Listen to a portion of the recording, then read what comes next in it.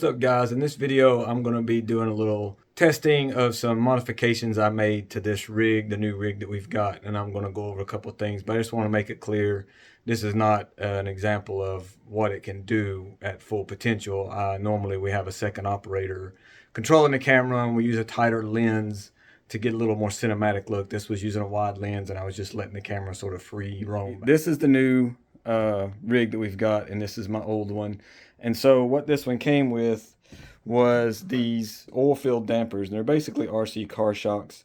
And they were pretty good, but they were a little bit soft. What most people do is drive down straight roads with them. But I filled them with some really thick oil, so we went from what was basically, this was probably what was in them, like 35 weight shock oil normally. And I went to like some 10,000 weight, so you can see the difference in thickness there. And that helped a lot, but I felt like when they got to the end, it was still sort of slamming into the ends, and if it had some sort of gradually increasing resistance, it would do better, and that's where the springs come in. So this company that makes this arm, Movmax, they're sending me some shocks with the springs on them. They normally don't come with them, but I wanted to test it, and before I'd ordered those from the company, before they were available, basically they made them available by my request on their website now.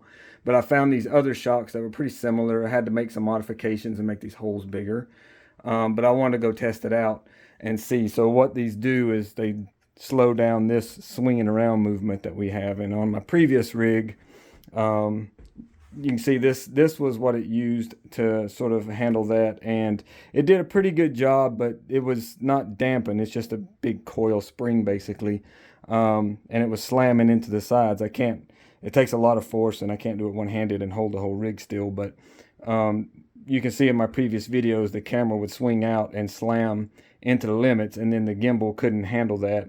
And so this new one, you'll see in the video, it's pretty impressive. It slows down the movement as it goes out near the ends, and it never really slams into the ends. So I think I've got it pretty close to perfect. The other thing I did was put these little silicone like tubing sections on the shaft, so as it compresses all the way, and you can see how slow this one is now, it gets a gradual stop as it moves all the way to the end. So it does a pretty good job of slowing it down gradually as it gets to the ends. And so yeah, here's the video. I just want to make sure you understood. We normally have a second operator controlling the gimbal with this guy. Joystick controls that. So it's not the best video, but it's not too shabby considering how much I'm tossing it around here.